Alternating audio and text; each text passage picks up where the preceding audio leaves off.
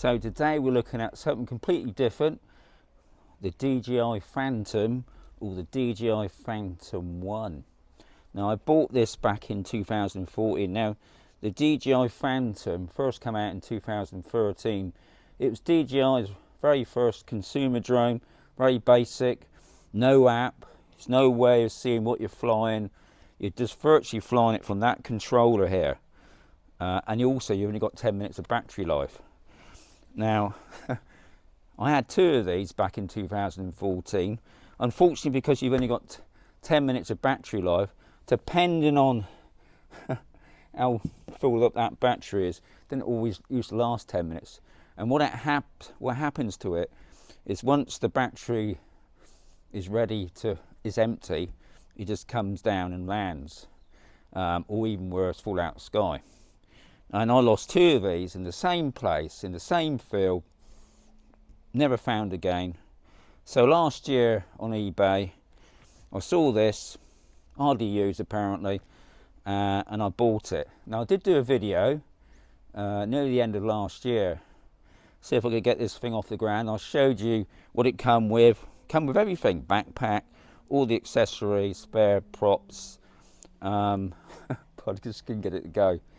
So, the guy that I bought it off, I've got a complete manual here of instructions, and virtually what it's trying to say is that once you plug it in, got to wait until you get the green light, virtually, and it can take a couple of minutes, or it might not even connect, because the other thing is it needs at least 6 satellites to take off. So I thought I'd just show you the process of it. We give it a go. Now what I have done, I've removed my you can fit a GoPro, and it is a bit of a back to front drone because you need to see the light. The light will be strobing soon. It goes from yellow, and once it starts going green, we can start to see if we can get this controller to work. But you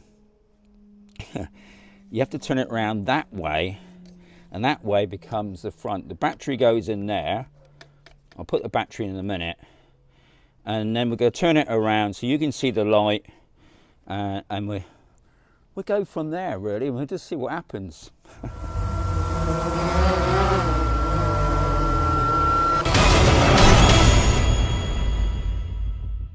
I need to get the cable that's inside there. Something that's really basic. And this is a LiPo battery, and as soon as you do that, you can hear the noise already. Now the light should start to flash. I'll push that in there. There's a bit of a tight fit. That's that done. So at the moment we've got the yellow light. So what I'm going to do, I'm going to sit behind the camera and we're just going to see how this goes while I'm reading the instructions. So what I will do, I'll just put on the power of the controller. Now the controller, so that's connected now. Now we've got the green light now, and we should get this. We got some red lights there. I'll check out in a moment. In the back of there, you've got your full batteries. So it's just a battery thing. Now the next version they brought out were rechargeable, but the very first one was just basic. Now the other thing I learned was got to make sure these switches are up. If you put that in there, that's in ATI mode, but we're just going to keep the batteries up. So at the moment we've got the green light, so officially I should just start up. That's the plan anyway. So I'm just going to push in the sticks. Nothing. We'll push out the sticks. Still nothing. Okay. Still got nothing. Still no. What I might do. Now I've calibrated this drone, so I know it doesn't need calibrating.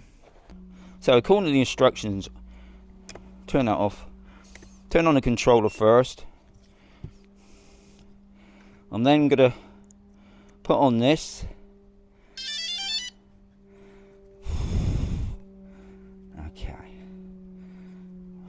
Let's see what happens now. Push that in there. I can remember on my drones I used to put elastic band because the back door would just keep falling out. Now I can't see what's flashing at the moment, so I'm just going to bring it around and observe that. Right, now apparently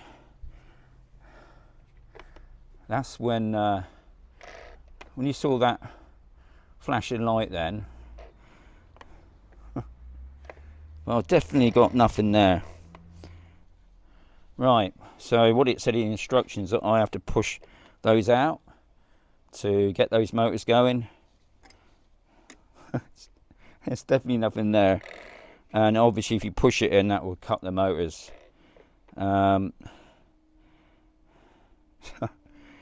So my only other conclusion is I've got a duff drone. Maybe the guy, obviously I can see it's been flown. There's a possibility he might have crashed it and maybe cut the motors. I don't know. So this is a video I just thought I'd put out there. Obviously, if you guys are thinking about buying a cheaper drone, if you don't want to pay a lot of money, I didn't pay a lot of money for that. If anything, I wanted it as a collector's item because I had 2 of these and I lost them. But if you're thinking about buying this type of drone, I'm just going to turn it off now, guys, because it's not going to work. Yeah, if you're thinking about buying a cheap drone and you've seen on eBay one of these, one of the originals, I mean, it's going to be I think if it was working, it'd be an amazing little drone, because I think it'd be good for practicing, especially moving up and down, left and right. The only thing is, obviously, you can't see what you're doing. That's the only problem, because you got no app, you got no screen. It wasn't until they brought out the DJI Vision 2 Plus, which I have got. That will be my next video continuation from the Phantom drones anyway. But this one, to be honest, guys, you can get the Mini 2 SE, I believe, really cheap. They've already brought out the Mini 3, which is not a bad price.